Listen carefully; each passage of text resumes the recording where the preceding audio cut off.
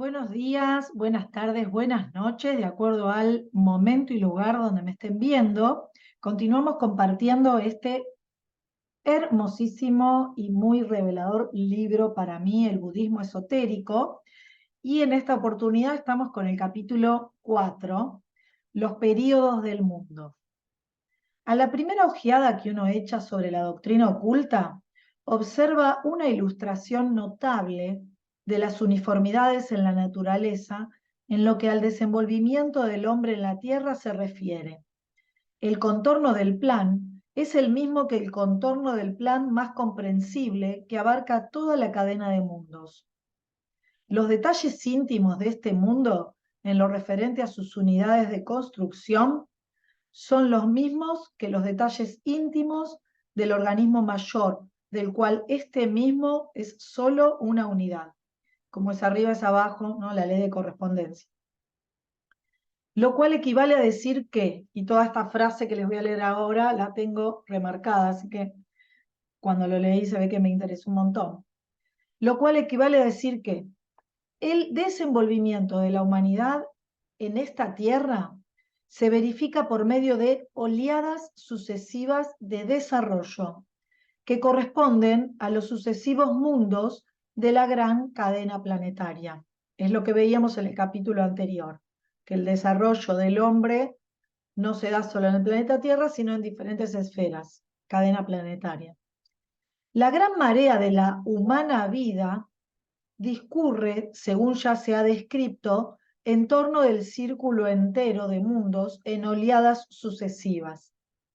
A estos primeros desarrollos consideramos conveniente darles el nombre de rondas.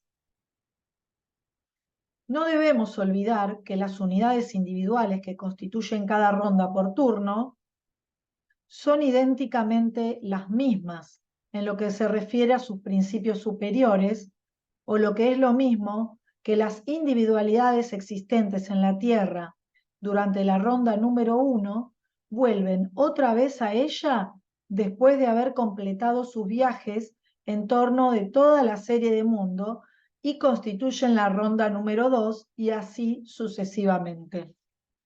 Pero el punto al que debe concederse atención especial es que la unidad individual, al llegar a un planeta dado de la serie en el curso de cualquiera de las rondas, no toca nuevamente aquel planeta y pasa al próximo, sino que antes de pasar a otro, tiene que vivir a través de una serie de razas en el referido planeta.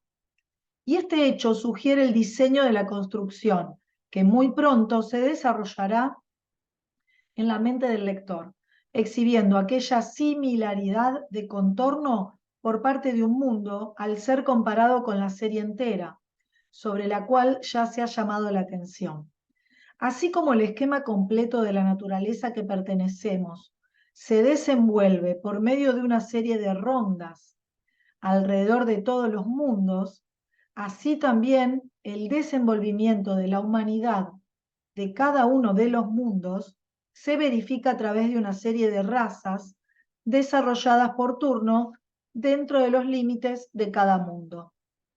Bien, es ya tiempo ahora de aclarar el modo de proceder de esta ley, ocupándonos de las cifras que, efectivamente, representan un papel en la evolución de nuestra doctrina. Hubiera sido prematuro el empezar con ellas, pero una vez bien comprendida la idea de un sistema de mundos en una cadena y la de la evolución de la vida en cada uno de ellos por medio de una serie de renunciamientos, el examen ulterior de las leyes en acción será en gran manera facilitado por la referencia al número preciso de mundos y razas requeridos para llevar a cabo el objeto del sistema. Pues hay que tener presente que la duración entera del sistema es limitada en su tiempo como lo es la vida de un hombre en el suyo.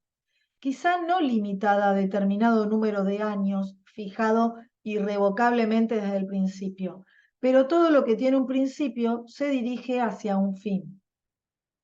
La vida del hombre, prescindiendo de todo accidente, es un periodo terminable, y la vida del sistema de un mundo se dirige a una consumación final. Los vastos periodos de tiempo en relación con la vida del sistema de un mundo, considerados como una cifra definida, confunden a la imaginación, pero, a pesar de todo, son susceptibles de medida, son divisibles en subperiodos, con distintas clases, y ellos tienen un número definido. ¿Por qué profético instinto Shakespeare adoptó el número 7 como el que se acomodaba a su fantástica clasificación de las edades del hombre? Es una cuestión acerca de la cual no necesitamos ocuparnos, pero lo cierto es que no podía haber hecho una elección más feliz. También esta parte que voy a leer ahora la tengo remarcada. La evolución de razas humanas puede trazarse en periodos de 7 en 7, y el número preciso de mundos objetivo que a nuestro sistema constituye y de los cuales la Tierra es uno, es también 7. Téngase presente que los sabios ocultistas conocen esto como un hecho, lo mismo que los sabios físicos conocen como un hecho que el espectro consta de 7 colores y la escala musical de 7 tonos. Existen en la naturaleza 7 reinos, y no 3, como la ciencia moderna los ha clasificado imperfectamente. El hombre pertenece a un reino claramente separado de los animales, incluyendo seres en un más alto grado de organización que aquel con que la humanidad nos ha familiarizado hasta la fecha. Y por bajo del reino mineral existen otros 3, acerca de los cuales la ciencia en Occidente nada conoce. Pero esta parte del asunto puede por ahora dejarse a un lado, pues solo la mencionamos para demostrar la operación regular de la ley septenaria en la naturaleza. Es decir, que vienen 3 reinos, el cuarto sería el mineral, el quinto el vegetal, el sexto el animal y el séptimo el hombre. Pero, volviendo al reino que más nos interesa, hemos de decir que el hombre evoluciona en una serie de rondas, que serían progresiones alrededor de la serie de mundos. Y 7 de estas vueltas tienen que verificarse antes de que los destinos de nuestro sistema se cumplan. La ronda en que nos encontramos actualmente es la 4ª. Existen consideraciones del más elevadísimo interés relacionadas con precisos conocimientos acerca de estos puntos, puesto que cada ronda está especialmente destinada a la preponderancia de uno de los 7 principios del hombre, y en el orden regular de su gradación ascendente. Una unidad individual que llega a un planeta por vez primera en el curso de una ronda tiene que evolucionar por las 7 razas de aquel planeta antes de pasar al próximo. Y cada una de estas razas ocupa la Tierra durante largo tiempo. Nuestras anticuadas especulaciones acerca del tiempo y de la eternidad, sugeridas por los confusos sistemas religiosos de Occidente, nos han conducido a adoptar un curioso hábito de pensamiento en relación con los problemas que se refieren a la duración de semejantes periodos. Hablamos volublemente de la eternidad y, dirigiéndonos al otro extremo de la escala, no nos chocan unos cuantos miles de años, pero desde el momento en que los años se enumeran con precisión en grupos que corresponden a conceptos determinados, los ilógicos teólogos están propensos a considerar como necesidades tales numeraciones. Ahora bien, los que vivimos actualmente en esta tierra, esto es, la gran masa de la humanidad, pues existen casos excepcionales que nos ocuparemos más tarde, nos hallamos en la 5ª raza de nuestra presente 4ª ronda. Y sin embargo, la evolución de esta 5ª raza empezó hace millones de años. ¿Querrá el lector, teniendo en cuenta el hecho de que la cosmogonía presente no pretende ocuparse de la eternidad, decidirse a trabar conocimiento con cálculos que se relacionan con millones de años y a contar tales millones en número considerable? Cada raza de las 7 que constituyen una ronda, esto es, que evolucionan sucesivamente en la Tierra durante su ocupación por la gran oleada de la humanidad que pasa en torno de la cadena planetaria, está también sujeta a subdivisiones. De no ser así, las existencias activas de cada unidad humana serían en verdad pocas y tendrían lugar muy de tarde en tarde. Dentro de los límites de cada raza existen 7 subrazas y dentro de los límites de cada una de estas subrazas existen otras 7 razas ramales. Por todas estas razas, hablando en general, cada unidad humana debe pasar durante su permanencia en la Tierra, cada vez que a ella llega en una ronda de progreso a través de los sistemas planetarios. Qué interesante, a mí me súper interesa esto. Si se reflexiona esta necesidad, no debe asustar a la inteligencia tanto como una hipótesis que estableciera como necesarias menos encarnaciones, pues, por muchas que sean las vidas por las que cada unidad individual debe pasar en la Tierra en cada ronda, ya sean en menor o en mayor número, no puede pasar adelante hasta que llegue el tiempo en que la oleada circulante avance a otras regiones. Hasta por el mismo cálculo ya expuesto se verá que el tiempo empleado por cada unidad individual en la vida física puede ser únicamente una pequeña fracción del tiempo total transcurrido entre su llegada a la Tierra y su partida para el planeta próximo. La mayor parte del tiempo, tal como nosotros contamos su duración, es evidente, por tanto, que se pasa en esas condiciones subjetivas de existencia que pertenecen al mundo de los efectos, o tierra espiritual, agregada a la tierra física en la que pasamos nuestra existencia objetiva. La naturaleza de la existencia en la tierra espiritual debe considerarse pari passu con la naturaleza de la pasada en la tierra física y debe tenerse en cuenta como relacionada con la enumeración anterior de encarnaciones de raza. No debemos olvidar nunca que entre cada existencia física, la unidad individual pasa por un periodo de existencia en el correspondiente mundo espiritual. Y a causa de que las condiciones de aquella existencia son definidas por el uso que se ha hecho de las oportunidades de que se disponía en la existencia física anterior, es por lo que con frecuencia se menciona la tierra espiritual en los escritos ocultos, como el mundo de los efectos, siendo la tierra misma el mundo de causas correspondiente. Lo que naturalmente pasa al mundo de los efectos, después de una encarnación en el mundo de las causas, es la unidad individual o mónada espiritual. Pero la personalidad que acaba de disolverse la acompaña en la proporción que corresponde a los méritos de tal personalidad, o sea, con arreglo al uso que ésta haya hecho de sus oportunidades en la vida terrenal. El periodo que tiene que pasarse en el mundo de los efectos, periodo muchísimo más largo en todos los casos que la vida que ha preparado el camino para la existencia en aquel, corresponde a la vida futura, o sea, el cielo de la teología vulgar.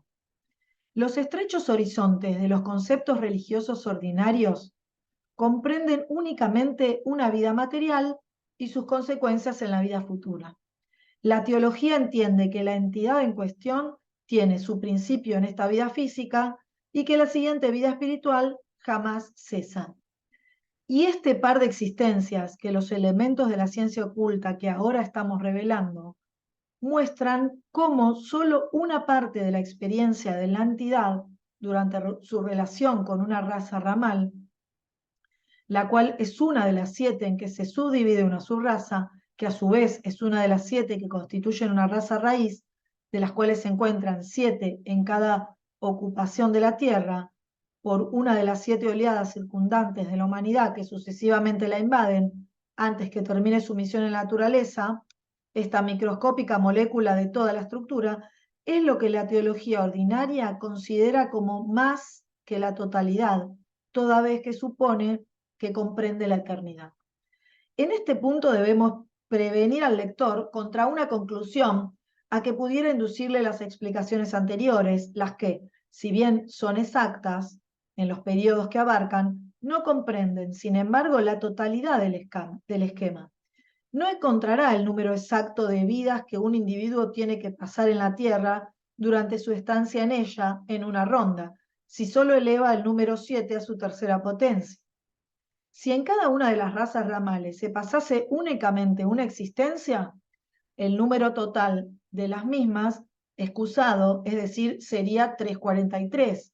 Pero cada vida pasa la objetividad 2 veces por lo menos en la misma rama. En otras palabras, cada mónada se encarna 2 veces en cada raza ramal. Por otra parte, existe una curiosa ley cíclica que opera para aumentar el número total de encarnaciones en más de 686. Cada una de las subrazas posee en su ápice una cierta vitalidad extra, la cual la conduce a hacer que brote una raza ramal más en aquel punto de su progreso, por lo que se desarrolla un brote nuevo al final de la subraza, por decirlo así, en sus últimos momentos. A través de todas estas ramas pasa la ola entera de la vida humana, y el resultado es que el número normal de encarnaciones por cada mónada no es muy inferior a 800. Este número es variable dentro de límites relativamente reducidos, pero las consecuencias de este hecho serán consideradas más adelante. La ley metódica que conduce a todas y cada una de las humanas entidades a través del vasto proceso evolucionario así bosquejado, no es incompatible en modo alguno con la posibilidad de caer en destinos anormales o en la anihilación final que amenaza a las entidades personales de gentes que han cultivado afinidades en grado innobles. La distribución de los 7 principios a la muerte demuestra lo anterior bien claramente, pero considerada a la luz de estas explicaciones ulteriores acerca de la evolución, podemos con más facilidad hacernos cargo de la situación. La entidad permanente es la que vive a través de la completa serie de vidas, no solo de las ramas pertenecientes a la actual oleada circundante en la Tierra, sino también a todas las demás oleadas circundantes y en todos los otros mundos. Hablando en términos generales, en el tiempo oportuno, aunque en un porvenir inconcebiblemente lejano si se mide por años, puede recobrar el recuerdo de todas estas vidas, las cuales le harán el efecto que los días pasados a nosotros. Pero el residuo astral desechado, es muy interesante y un poquito largo el capítulo, pero estaba mirando cuánto, está bien, vamos por la mitad, diría, bueno.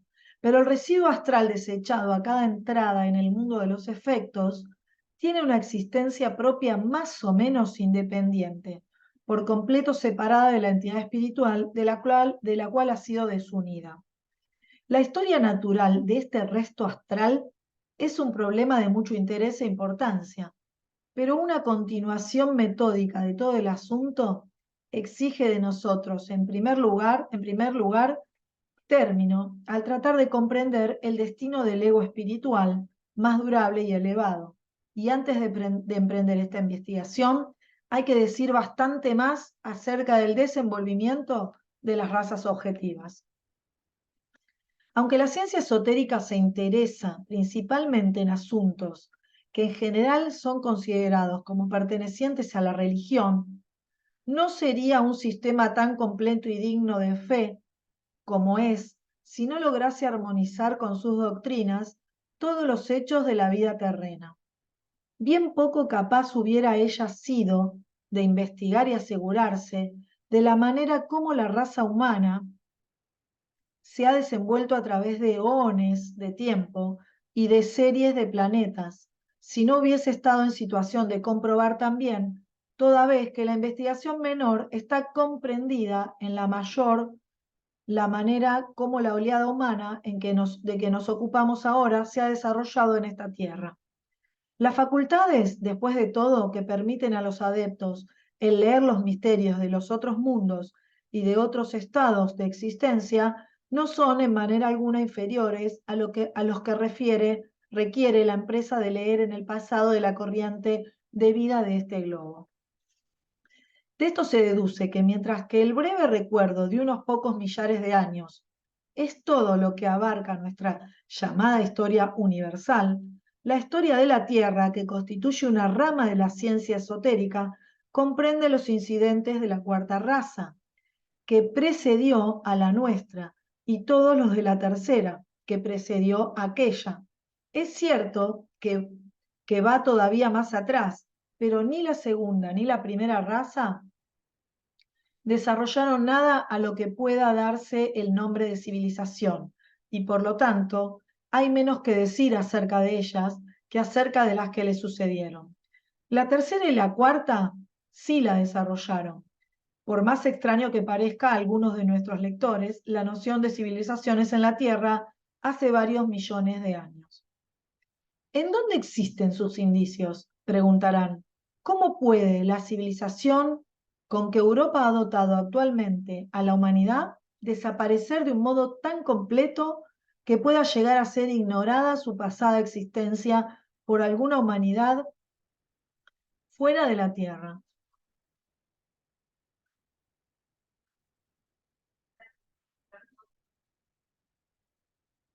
En la rutina de la vida planetaria encontramos la contestación, la cual marcha par y paso con la vida de sus habitantes. Los periodos de las grandes razas raíces están divididos unos de otros por grandes convulsiones de la naturaleza y por grandes cambios geológicos. Europa no existía como un continente en los tiempos en que la cuarta raza florecía. El continente en que la cuarta raza vivió no existía cuando floreció la tercera, y ninguno de los continentes que fueron los grandes pináculos de las civilizaciones de aquellas razas existen en la actualidad. 7 grandes cataclismos continentales tienen lugar durante la ocupación de la Tierra por la ola de vida humana en un periodo de ronda. Cada raza es destruida de este modo en el tiempo señalado, quedando algunos sobrevivientes en otras partes del mundo que no pertenecen a la región propia de la raza. Y estos sobrevivientes, invariablemente, en tales casos, muestran una tendencia a degenerar y a volver a sumirse en la barbarie con más o menos rapidez. La región propia de la cuarta raza, predecesora de la nuestra, era aquel continente del cual algún recuerdo ha sido conservado hasta en la literatura esotérica, la desaparecida Atlántida, siendo en realidad la gran isla de cuya destrucción habla Platón, el último resto de aquel continente. En el período Eoceno, se me ha dicho, y en la primera parte del mismo, el gran ciclo de los hombres de la cuarta raza, los atlantes, había ya alcanzado su punto más elevado, y el gran continente, el padre de casi todos los continentes actuales, daba muestras de los primeros síntomas de hundimiento, proceso que duró hasta hace 11.446 años, cuando su última isla, que puede con propiedad ser llamada Poseidonis, como traducción de su nombre indígena, se hundió con el crujido. Lemuria, un continente más antiguo que se extendía hacia el sur a través de lo que es ahora el Océano Índico, pero unido con la Atlántida, pues entonces el África no existía.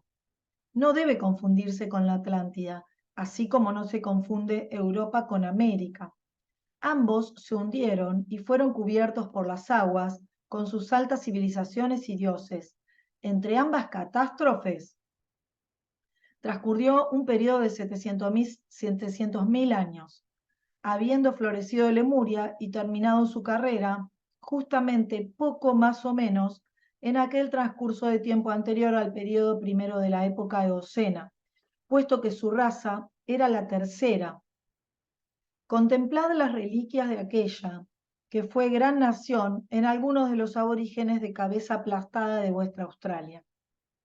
Es una equivocación de parte de un reciente escritor acerca de la Atlántida el poblar a la India y al Egipto por colonias de aquel continente, pero acerca de esto pronto diremos algo más.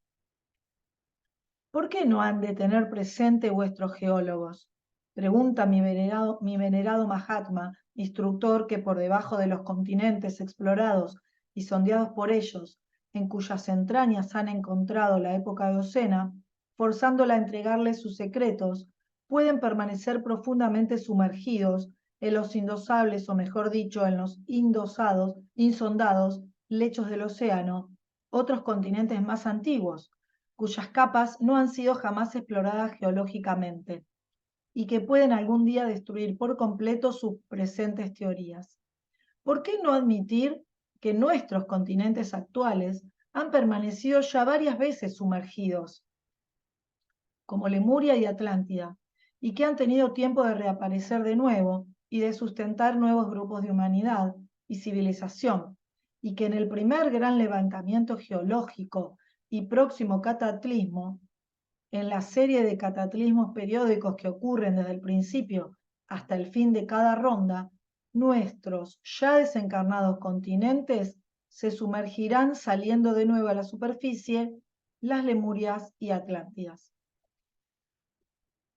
Por supuesto, la cuarta raza tuvo sus periodos de la más elevada civilización. La carta que estoy ahora citando fue escrita en contestación a una serie de preguntas que yo hice. Las civilizaciones griegas, romana y hasta egipcia no son nada en comparación de las civilizaciones que con la tercera raza comenzaron. Las de la segunda raza no eran salvajes, pero no podían llamarse civilizadas. Los griegos y romanos eran pequeñas subrazas y los egipcios una parte de nuestro propio tronco caucásico. Considerad a estos últimos y a la India, habiendo alcanzado la civilización más elevada y lo que es más, la ciencia, ambas vinieron abajo. El Egipto, como subraza definida, ha desaparecido enteramente. Sus coptos no son más que resto híbrido, solo un resto híbrido. La India, como uno de los más poderosos brotes de la raza madre y compuesta de cierto número de subrazas, dura todavía hoy y lucha para conquistar de nuevo algún día su lugar en la historia. La historia solo posee unos pocos desordenados y confusos vislumbres acerca del Egipto de hace unos 12.000 años, en la época en que, habiendo ya alcanzado el ápice de su ciclo millares de años antes, había empezado su decadencia. Los caldeos habían llegado al apogeo de su fama oculta antes de lo que vosotros llamáis la Edad de Bronce. Nosotros sostenemos que han existido civilizaciones mucho más grandes que las vuestras que se han levantado y caído. Pero ¿qué garantía podéis presentar al mundo de que afirmamos la verdad? No basta decir, como hacen algunos de vuestros modernos escritores, que existió una civilización extinguida antes de que Roma y Atenas fueran fundadas.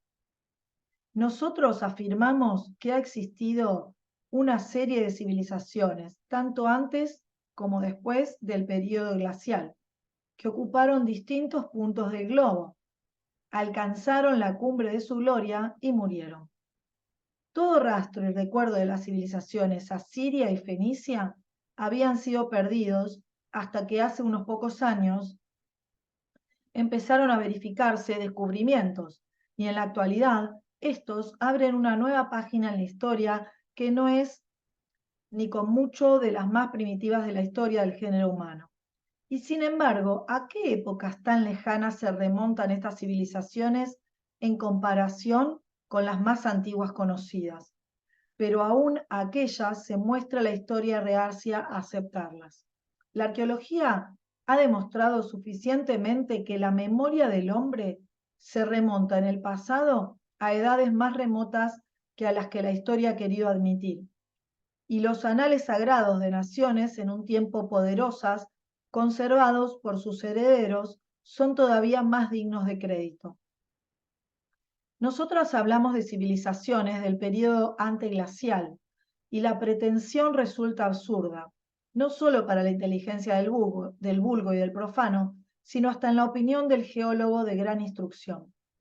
¿Qué dirías vosotros, pues, de nuestra afirmación de que los chinos, me refiero a los del interior, a los verdaderos, no a la híbrida mezcla entre las razas cuarta y quinta, que en la actualidad ocupa el trono, cuyos aborígenes pertenecen totalmente, en su no mezclada nacionalidad, a la última y más elevada rama de la cuarta raza? Llegaron a su más alto grado de civilización cuando la quinta raza apenas había aparecido en Asia. ¿Cuándo fue esto?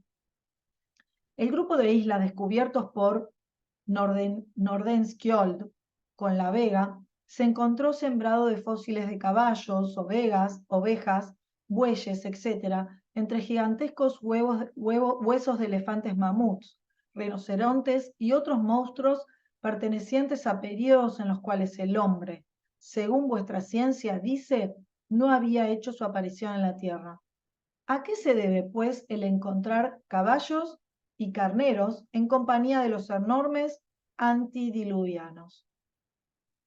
La región ahora sumida en invierno eterno y no habitada por el hombre, el más débil de los animales, se probará muy pronto que no solo tuvo un clima tropical, cosa que vuestra ciencia sabe y que no disputa, sino que además fue el asiento de una de las más antiguas civilizaciones de la cuarta raza, cuyas más elevadas reliquias encontramos ahora en el chino degenerado y cuyos restos más íntimos háyanse mezclados sin esperanza de ser distinguidos por el sabio profano con los restos de la tercera.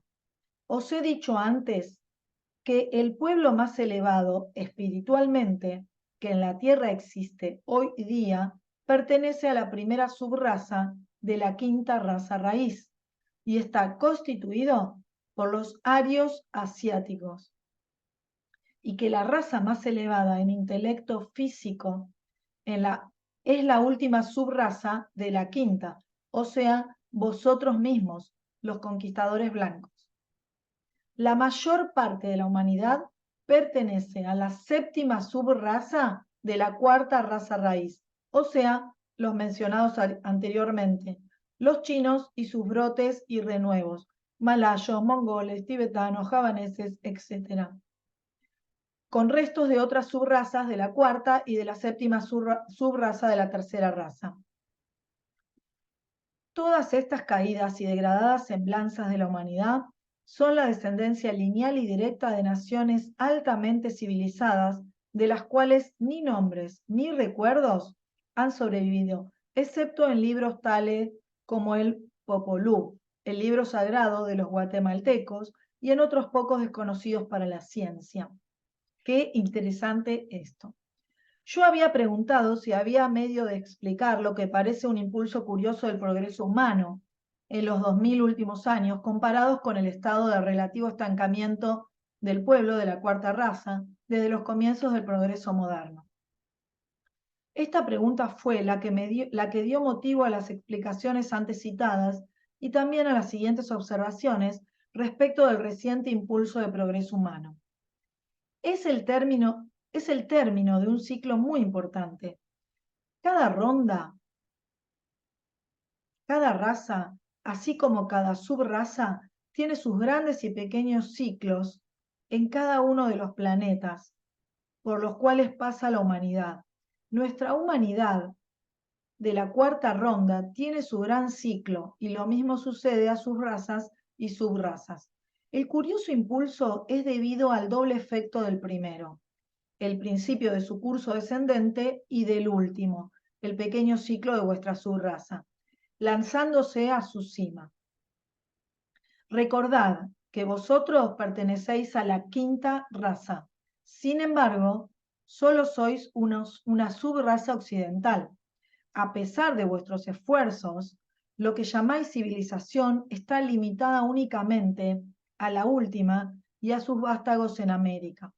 Al radiar en torno suyo, puede parecer que su luz engañosa lance sus rayos a mayor distancia de lo que en realidad lo hacen. No existe impulso alguno en China y del Japón, hacéis solo una caricatura. Un estudiante del ocultismo no debe hablar del estado de estancamiento del pueblo de la cuarta raza, puesto que la historia casi nada sabe acerca de ese estado, hasta los comienzos del moderno progreso de otras naciones más que las occidentales. ¿Qué es lo que sabéis de América, por ejemplo, antes de la invasión de aquel país por los españoles? Menos de 2 siglos antes de la llegada de Cortés, tuvo lugar allí un gran impulso hacia el progreso entre las subrazas del Perú y de México, como tiene lugar en la actualidad en Europa y en los Estados Unidos. Su subraza terminó con un aniquilamiento casi total por causas engendradas por sí misma. Nosotros podemos hablar únicamente del estado de estancamiento en que, siguiendo la ley de desenvolvimiento, crecimiento, madurez y decadencia, caen cada raza y subraza durante los periodos de transición. De este último estado es del que vuestra historia universal está enterada, al paso que permanece soberbiamente ignorante del estado en que la misma India se hallaba hará unos 10 siglos. Vuestras subrazas están ahora precipitándose hacia el ápice de sus ciclos respectivos, y vuestra historia no se remontará más allá de los periodos de decadencia de otras pocas subrazas pertenecientes en su mayor parte a la precedente cuarta raza. También había yo preguntado a qué época había permanecido la Atlántida y si el cataclismo por el que fue destruida tuvo lugar en un punto indicado del progreso de la evolución, correspondiente en el desenvolvimiento de razas a la oscuración de los planetas. La contestación fue, y acá 2 puntos, y contesta. A los tiempos miocénos, ¿dónde pertenece? Todo sucede en un tiempo y lugar debidos en la evolución de las rondas. De otro modo, sería imposible para el mejor de los videntes el calcular la hora exacta y el año en que tales cataclismos grandes y pequeños han de ocurrir. Todo lo que un adepto podría entonces hacer sería pronosticar el tiempo aproximado, mientras que lo que realmente sucede es que los sucesos que tienen lugar en los grandes cambios geológicos pueden predecirse con una certeza tan matemática como los eclipses y otras revoluciones en el espacio. El hundimiento de la Atlántida, el grupo de continentes e islas que se da tal nombre, empezó durante el período Mioceno. Del mismo modo como algunos de vuestros continentes, se observa ahora que están hundiéndose y gradualmente, alcanzando su punto culminante con la desaparición final del continente mayor, suceso que coincidió con la elevación de los Alpes, terminando con la desaparición de las hermosas islas mencionadas por Platón. Los sacerdotes egipcios de Sais dijeron a su antecesor, Solón, que la Atlántida, o sea, la única isla que quedaba, había perecido 3000 años antes de su tiempo. No era este un dato imaginario, puesto que ellos habían conservado sus anales con sumo cuidado durante millares de años. Pero entonces, como he dicho, ellos se referían únicamente a Poseidonis, no queriendo revelar ni siquiera al gran legislador griego su cronología secreta. Como no existen ninguna razones geológicas que lo pongan en duda, sino que más bien hay una masa de evidencia en favor de la tradición, la ciencia ha aceptado finalmente la existencia del gran continente y archipiélago, vindicando así la verdad de una fábula más. La proximidad de cada nueva oscuración es siempre señalada por cataclismos de fuego o de agua. Pero aparte de esto, cada raza raíz tiene que ser cortada en 2, por decirlo así, o por el uno o por la otra. Así, habiendo llegado a la cumbre de su desenvolvimiento y gloria, la cuarta raza, o sea, los atlantes, fueron destruidos por el agua. Vosotros encontráis ahora solo sus degenerados restos, cuyas subrazas, sin embargo, han tenido cada una de ellas sus días gloriosos y su relativa grandeza. Lo que ellos son ahora, vosotros lo seréis algún día, pues la ley de los ciclos es una e inmutable. Cuando vuestra raza, la quinta, haya llegado al cenit de su intelectualidad física y desarrollado su más elevada civilización, recordar la diferencia por nosotros hacemos entre civilización material y espiritual. Incapaz de elevarse más en su propio ciclo, sus progresos hacia el mal absoluto serán detenidos, como los de sus predecesores, los lemures y los atlantes, los hombres de la raza tercera y cuarta, lo fueron en su progreso hacia el mismo. Por uno de tales cataclismos, su gran civilización será destruida y todas las subrazas de aquella raza desencadenarán en sus ciclos respectivos después de un corto periodo de gloria y de ilustración.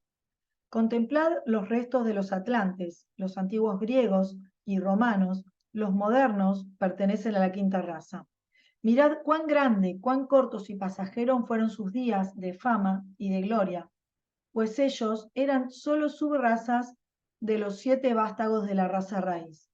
A ninguna raza madre, como tampoco a sus subrazas y brotes, le es permitido por la ley una soberana al asumir las prerrogativas de la raza o de la subraza que la seguirá, y menos todavía al apropiarse los conocimientos y poderes en reserva para su sucesora. El progreso hacia el mal absoluto, detenido por los cataclismos en cada raza por turno, principia con la adquisición por medio de la investigación intelectual ordinaria y del adelanto científico de aquellos poderes sobre la naturaleza que actualmente se desarrollan en el adepto por el prematuro desenvolvimiento de facultades más elevadas que las que nosotros ordinariamente empleamos.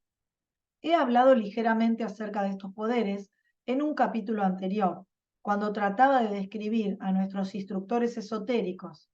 El describirlos minuciosamente me llevaría a una larga digresión acerca de los fenómenos ocultos. Basta con decir que son de tal naturaleza que necesariamente resultaría peligroso para la sociedad en general y causa de toda especie de crímenes que desafiarían por completo toda investigación si fuesen poseídos por personas capaces de considerarlos de otro modo que como un depósito profundamente sagrado. Ahora bien, algunos de estos poderes son sencillamente la aplicación práctica de oscuras fuerzas de la naturaleza, susceptibles de descubrimiento durante el curso del progreso científico ordinario. Tales progresos habían sido verificados por los atlantes.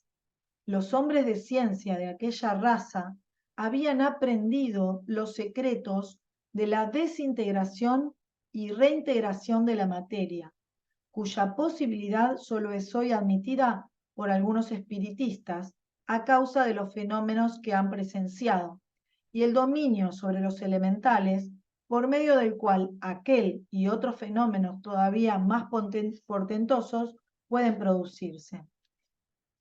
¡Qué interesante! Yo decía, acá había anotaciones, sí, creo que ya las arrancamos. ¿O no? Ah, mira, creo que no, directamente era todo el capítulo. Semejantes. Semejantes poderes en manos de, creo que acá estamos bien, ¿no?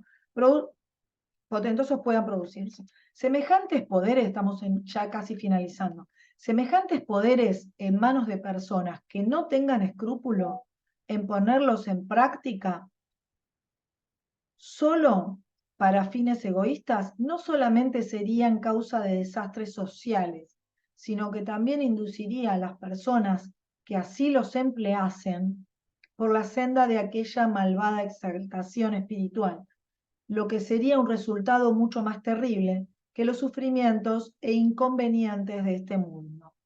Así sucede que, cuando la inteligencia física, no resguardada por una elevada moralidad, se lanza a la región propia del progreso espiritual, la ley natural entonces procede a su represión violenta. Esta contingencia será mejor comprendida cuando nos ocupemos de los destinos generales hacia los que tiende la humanidad. Bueno, acá según lo que entiendo está contando que hay un desarrollo grande, hay unos poderes muy grandes respecto del manejo de la materia y la antimateria, que si uno no lo toma como sagrado y le da el debido respeto, pueden generar en un desastre para la humanidad. Y antes de que eso suceda, se detiene el crecimiento, que es lo que pasó con las razas anteriores, hasta ahora lo que interpreto. De este modo se afirma plenamente el principio por el cual las distintas razas de hombres, a medida que se desenvuelven, están colectivamente gobernadas por la ley cíclica, como quiera que ejerciten la libre voluntad que incuestionablemente poseen. Para gentes que no han considerado jamás los asuntos humanos, sino bajo el aspecto del cortísimo período que conoce la historia, el curso de los sucesos no presentará quizá, como regla general, carácter cíclico ninguno, sino más bien un progreso no interrumpido, acelerado algunas veces por grandes hombres y circunstancias afortunadas, otras retardados por la guerra, el fanatismo o intervalos de esterilidad intelectual, pero marchando continuamente hacia adelante en su largo transcurso, ya sea con una u otra velocidad.